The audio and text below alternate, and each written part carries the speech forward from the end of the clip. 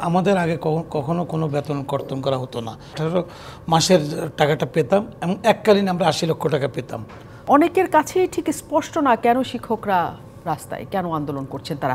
আপনি যদি একটু ছোট করে বলেন যে আন্দোলনের কারণটা আসলে কি? আসলে দেখুন, আমরা পূর্বে যেখানে ছিলাম 30 জুনের আগে, যারা অর্থাৎ আমি শিক্ষকতা করছি, আর বর্তমানে প্রত্যয় স্কিমে যেটা করা হলো তার মধ্যে যে সুযোগ সুবিধাগুলো কাটেল করা হলো, সে আলোকে কিন্তু আমরা আন্দোলনে নেমেছি। এবং যেমন আমি প্রথম কী অসুবিধাগুলো হলো যে আমাদের আগে কখনো কোনো বেতন কর্তন করা হতো না। এখন প্রত্যেক স্কিমে 10% বেতন থেকে কাটা হবে, অথবা 5,000 টাকা দিতে হবে। তারপর হলো যে আমাদের অর্জিত ছুটি, যদিও ওনারা সেটা গতকালকে কারেকশন করেছে, অর্জিত ছুটি যেটা ছিল সেই কারণে আমরা 18 মাসের টাকাটা পেতাম এবং এককালীন আমরা 80 লক্ষ টাকা পেতাম।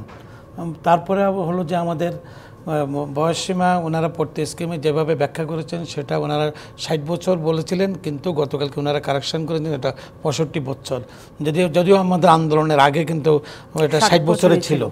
তারপরে আপনার ফেস্টিভ্যাল ভাতা দুইটা ঈদের ভাতা, আমরা শিক্ষকরা, আমাদের তো মানে অনেক শিক্ষক আছে যে আমরা অনেকে হয়তো গবেষণা করে বা প্রজেক্ট করে, কিন্তু সব শিক্ষক তো আর গবেষণা প্রজেক্টের সুবিধাও নেই আর সব সাবজেক্টও নেই। তারা এই ফেস্টিভ্যাল ভাতার উপরেও তাকিয়ে থাকে। সেই দুইটা ফেস্টিভ্যাল ভাতা, 2 ঈদে এবং বৈশাখী ভাতা এবং মেডিকেল ভাতা, সেটা পর্যন্ত আমাদের বন্ধ করে দেওয়া হয়েছে। তখন আমরা ভাবলাম যে আগে কোথায় ছিলাম, এখন আমরা কোথায় যাচ্ছি। সাধারণত সুযোগ সুবিধা যেখানে থাকে মানুষ সুযোগ সুবিধা বৃদ্ধি করে, সুযোগ সুবিধা যখন কাটেল করা হয় তখন কিন্তু মানুষ সেই জায়গায় থাকতে পারে না।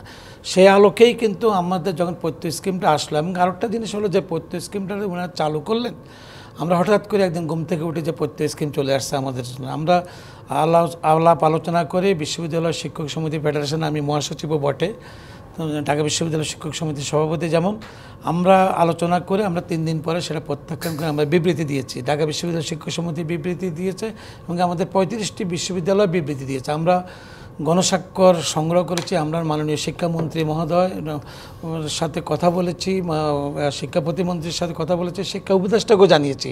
নগদের কাছে সব গ্রাহকই প্রিয়, তাই তো সারা দেশে ক্যাশ আউট চার্জ সবচেয়ে কম। যে আমাদের এই সমস্যা ওনারা শুনেছেন, আমাকে পজিটিভলি নিয়েছেন। ঠিক আছে, আপনাদের এই যে দাবিগুলো সেটা আমরা মাননীয় প্রধানমন্ত্রীর সাথে কথা বলবো। এটা তো আমরা করিনি, এটা অর্থ মন্ত্রণালয় করেছে। আসলে সত্যতা শিক্ষা মন্ত্রণালয় করে না, করেছে অর্থ মন্ত্রণালয়। যেহেতু অর্থ মন্ত্রণালয় টাকাটা দেয়, আমাদের দুঃখ হলো যে আপনারা যে এত বড় একটা পেনশন স্কিম করলেন, আমরা তো স্টেক হোল্ডার, আমাদের একজন সদস্য হলেও তো থাকা উচিত ছিল। কিন্তু আমরা দেখেছি যে 2015 সালে যখন জাতীয় বেতন স্কেলটা করা হয়, তখন কিন্তু আমাদের একজন শিক্ষক ছিলেন, ওই শিক্ষক এসে আমাদেরকে বলতেন যে তোমাদের সুযোগ সুবিধা কমিয়ে দিচ্ছে, তোমরা বিপদে পড়বা, সেই আলোকে কিন্তু আমরা তখন আন্দোলন করেছি। সেই আন্দোলনটাও কিন্তু আমাদের যৌক্তিক ছিল। তখন তৎকালীন অর্থমন্ত্রী মহোদয়ও বলেছে আমাদের অযৌক্তিক আন্দোলন, আমরা রাস্তা সব বন্ধ করে দিয়েছি। আমি অত্যন্ত শ্রদ্ধা করছি যে উনি একজন ভালো অর্থমন্ত্রী ছিলেন, আমাদেরকে হয়তো বলেছেন, কিন্তু এরপরেও উনি কিন্তু আলাপ আলোচনার পর মাননীয় প্রধানমন্ত্রী তখন আমাদেরকে ফিটা উৎসবে ডেকেছেন। আমাদের বর্তমান উপাচার্য ডক্টর এস.এম. মাকসুদ কামাল সাহেব ছিলেন ফেডারেশনের মহাসচিব এবং ফরিদ স্যার ছিলেন সভাপতি। আমি শিক্ষক সমিতির সদস্য হিসেবে আমরা সেই ফিটা উৎসবে গিয়েছি। সেখানে কথা হলো যে আমাদেরকে যেখানে নামানো হলো সেটা ঠিক করা হবে, এবং ওনারা যে সুপার গ্রেড, যেটা সিনিয়র স্কেল এর পদটা, সেখানেও আমাদের রাখা হবে। একটা কমিটি করা হলো। আজকে আমি একটু আগে চ্যানেল আইতে কথা বলেছেন মান্নান সাহেব, উনি প্রতিমন্ত্রী ছিলেন, উনিও সেই কমিটির মেম্বার ছিলেন। আমাদের সাবেক অর্থমন্ত্রী মুহিত সাহেব সেই কমিটির মেম্বার ছিল। আমির হোসেন আমু সাহেবকে আহ্বায়ক করা হলো, তোফায়েল আহমেদ সাহেব সদস্য ছিলেন, আমাদের ফরিদ সাহেব সদস্য ছিলেন, মাকসুদ কামাল সাহেব সদস্য ছিলেন, আরও 2-1 ছিলেন, আমি এই মুহূর্তে মনে পড়ছে না। একটা মিটিং করার পর ওনারা আর মিটিংটা করেন নাই। 9 বছর আমরা দেখতে যে আমাদের সুপার গ্রেডটি কোথায়। সেই সুপার গ্রেডটির জন্য আমরা স্ট্যাটাস চাচ্ছি। এখানে আমাদেরকে বলা হয়েছে আপনাদেরকে 6টি পদ দেওয়া হবে।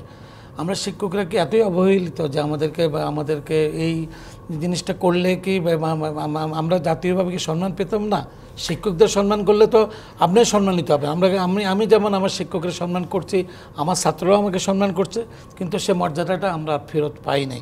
তার জন্য আমাদের শিক্ষকরা বলেছে যে আমাদের সুপারগ্রেড দিতে হবে, প্রত্যেক স্কিম প্রত্যাহার করতে হবে। এমনকি দিন বদলের সনদ আওয়ামী লীগের সেখানে বলা হয়েছিল যে আমাদেরকে একটা স্বতন্ত্র বেতন স্কেল দেওয়া হবে, কিন্তু অদ্যাবধি স্বতন্ত্র বেতন স্কেলটা আমি মনে করি যে প্রাইমারি থেকে হাই স্কুল, কলেজ এবং বিশ্ববিদ্যালয় সব জায়গায় এটা হলে সবার জন্য ভালো হবে। আমাদের সরকারি কর্মকর্তারা ওনাদের জায়গা থেকে, আমরা তো তখন আন্দোলন করার দরকার নেই, আমরা ওনাদের আপনি বলেছেন সরকারি কর্মকর্তাদের বিরুদ্ধে অনেকে অনেক কথা বলছে, কেন আমরা সেটা বলতে পারবো? আমরা তো ওনারা যেমন এই দেশের, আমরা তো এই দেশের, তাই না? আমার পরিবারের সদস্যরাও সেখানে জব করতেছেন, আবার ওনাদের পরিবারের সদস্যরাও তো বিশ্ববিদ্যালয়ে জব করতেছেন। নিশ্চয়ই।